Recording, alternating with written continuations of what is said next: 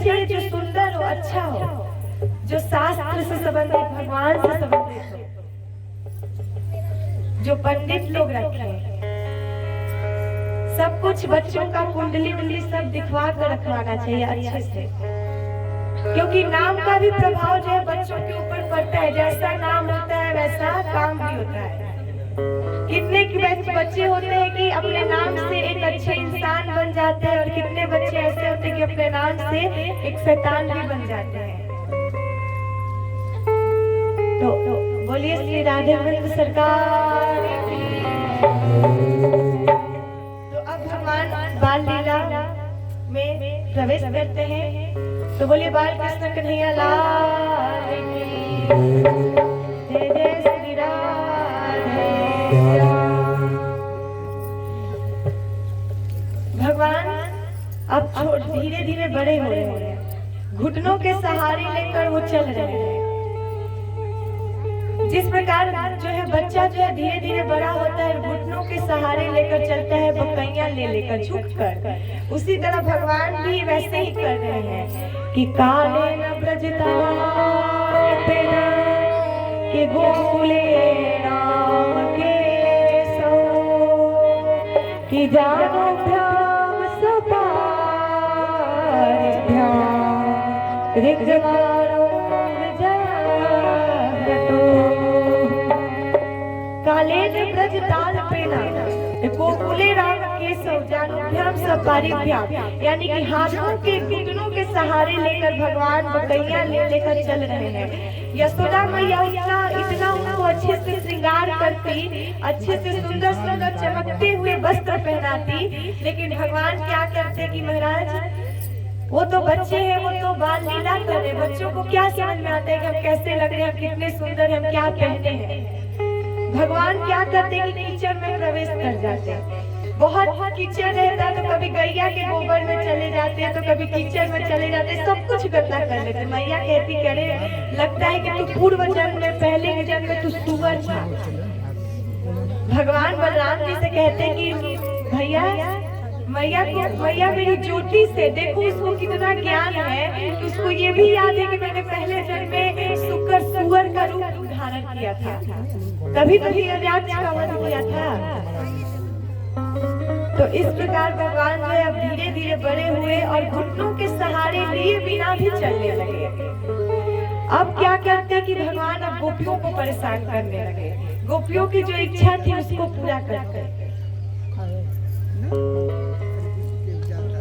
गाय दुहने का अभी समय भी नहीं हुआ होता, तब तक क्या करते भगवान की बछिया को खोल देते, और सारी बछिया जो है वो बछड़े जो है वो गैया का दूध पी जाए।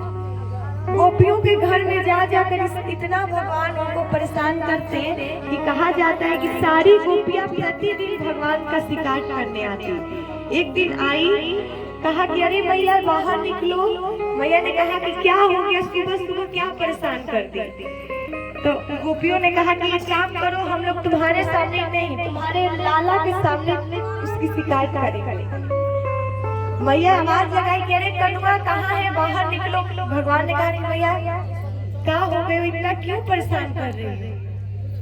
मैया ने कहा कि देखो ये प्रतिदिन की तरह ये गोपियां फिर तुम्हारा कोई ना कोई शिकायत, फिर तुमने कुछ किया है क्या। भगवान जो है आज गोपियों के सामने खड़े हैं, सारी गोपियां एक एक करके भगवान की शिकायत करते। ये भगवान जो थे ये कोई चोरी करते नहीं थे महाराज, ये उनकी माखन चोरी है। ये जो नवनीत लीला है, कहते हैं कि भगवान गोपियों के घर जा जाकर माखन की चोरी करते, लेकिन ये गोपियों की इच्छा के अनुसार ही हुआ। गोपियों की इच्छा थी कि भगवान मेरे घर आए और ये चिल्लाए, बोले, हमें परेशान करे, तभी तो हम उनको अच्छे से देखेंगे, उनको निहारेंगे। चोरी उसको कही जाती है जो किसी की इच्छा के विरुद्ध किया जाए, लेकिन गोपियों की तो इच्छा थी, तभी तो भगवान चोरी करने जाते थे।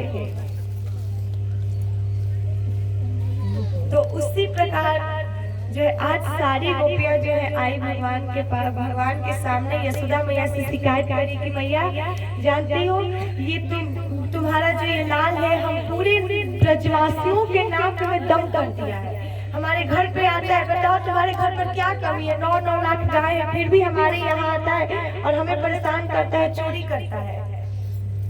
तो मैया ने कहा कि काम करो, तुम लोग अपने अपने जो भी दूध दही माखन उसको बहुत ही ऊंचे छीके पर टांग दो। तो गोपिया कहती है कि मैया हम बहुत ऊंचे कर करके टांग कर थक गए हैं। ये अपने मित्रों के साथ आता है और एक एक मित्रों को नीचे ऐसे झुकाता है, करते करते ऊपर सबसे चढ़ जाता है और माखन निकालता है, अपने मित्रों को तो खिलाता है, चलो सही है, खुद भी खाता है, चलो ठीक है, लेकिन बंदरों को भी खिलाता है। और चलो बंदर भी खा लिए तो चलो जीव है, उनके पेट में चला गया, खा लिए, लेकिन जब खाता भी है तो अंत में क्या कहता है कि गोपियां इतनी कि बासी बसौर माखन रख दी है। भला बताओ कोई खाएगा तो बीमार पड़ जाएगा कि नहीं? बासी बासी माखन रख देती है। हमारी माखन की शिकायत भी करता है, खाता भी और शिकायत भी करता है, जिस थाली में खाता है उसी थाली में छेद भी करता है। इसकी यही हालत हो गई है। मैया ने कहा कि काम करो, तुम लोग काल पृथ्वी में रख दो अपने माखन को, एक अंधेरी जगह पे रख दो।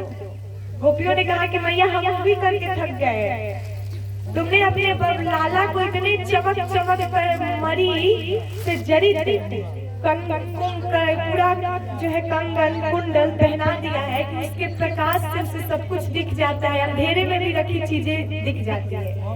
तो मैया ने कहा कि अपने पीहर भिजवा दिया करो, पीहर मतलब नैहर में भिजवा दिया करो। तो गोपियों ने कहा कि मैया हम वो भी कर चुके हैं, एक गोपी ने कहा कि मैया हम बताएं आज इसने क्या क्या किया कि हम अभी तुरंत सुबह यमुना जी में पानी भरने गए। मेरी बेटिया जो है वो खटिया पे सो रही थी, तेरा लाला आया, घर में पूरे जगह दूध दही माखन धुला, कुछ नहीं मिला। ये क्या करता है कि घर में अगर दूध दही माखन ना मिले, कुछ भी ना मिले, तो मेरे हमारे बच्चों को ये परेशान करता है, रुला देता है चिकोटी काट कर। तो उस गोपी ने कहा कि मेरी बिटिया जो खटिया पे सो रही थी, लेकिन तेरा लाला गया, घर में सभी जगह कोने कोने छान मारी पर कुछ नहीं मिला। तो इसने क्या किया कि मेरी बिटिया जो खटिया पे सो रही थी, उसके चुटिया को खटिया के पटिया में बांध दी और कान में कह गए होगा। उसको लगा कि अरे बाप रे बाप, ये भूत कहाँ से आ गया। उसने पूछ लाई, मैया कहाँ हो, हमें बचाओ, ये देखो भूत आ गया। मैया ने कहा कि अरे बाप रे बाप, ये दिन दहाड़े भूत कहाँ से, रात में तो आते ही नहीं है, लेकिन ये दिन में कहाँ से आ गया। मैया आई, वो गोपी यशोदा मैया से करी कि मैया मैं आई, मेरी बिटिया चिल्लाई, लेकिन मैंने क्या देखा कि तेरा लाला जो है वो छुपके से निकल कर भाग गया। तो मैंने अपनी बिटिया से कहा कि अरे ये कोई भूत नहीं था, ये नंद का छोरा था, इसीलिए परेशान कर दिया। तो मैया अब तुम ही बताओ हम क्या करें।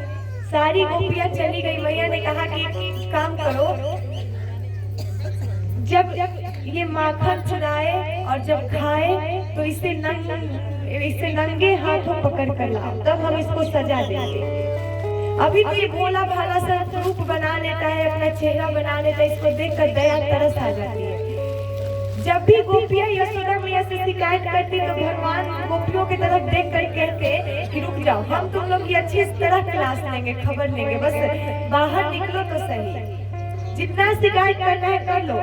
लेकिन जब जैसे गोपियां कहती कि भैया देखो ये क्या हमें आंख से इशारा कर रहा है, हम देखो कैसे देख रहा है टेढ़ा मुंह करके, जैसे ही यशोदा मैया भगवान की तरफ देखती कि कृष्ण जो थे वो एक सीधे साधे भोले भाले बन जाते, मैया को दया आ जाती। इसलिए मैया ने गोपियों से कहा कि इसे रंगे हाथों पकड़ कर लाओ, तब हम विश्वास करेंगे और इसको सजा देंगे। भगवान को देखकर उस भोली भाली सूरत को मैया को दया आ जाती है। तो इस प्रकार भगवान झट बाल लीला देकर सारे ब्रजवासियों को आनंद दे रहे हैं। और एक दिन क्या हुआ कि भगवान ब्रह्मांड घाट पर गए। वहां पर भगवान ने क्या कि अपने मित्रों के साथ गए, मिट्टी का घिरौना बनाया, इतना बड़ा मिट्टी लेकर मुख में डाल दिया। बलराम जी ने, सारे मित्रों ने देखा तो कहा कि कन्हैया मिट्टी भी खाने लगा। माखन मिश्री तो खाता ही था चुरा चुरा कर, अब छुप के अब मिट्टी भी खाने लगा। सारे मित्र जो है बलराम जी के साथ साथ कोई भगवान के पाँव को पकड़ा, कोई हाथ को पकड़ा, झूला झुलाते हुए मैया के पास ले गए। मैया देखो तेरे लाला ने माटी खाई, वो यशोदा सुन माई, सुनत ही माटी को राम ब्रजरानी दौड़ी है, पकड़ हरि को हाथ कैसे तेने माटी खाई।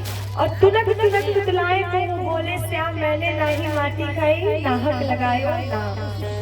कहा कि सारे मित्र आए यशोदा मैया के पास। यशोदा मैया ने कहा, कह लाला तूने माटी खाई है? भगवान ने कहा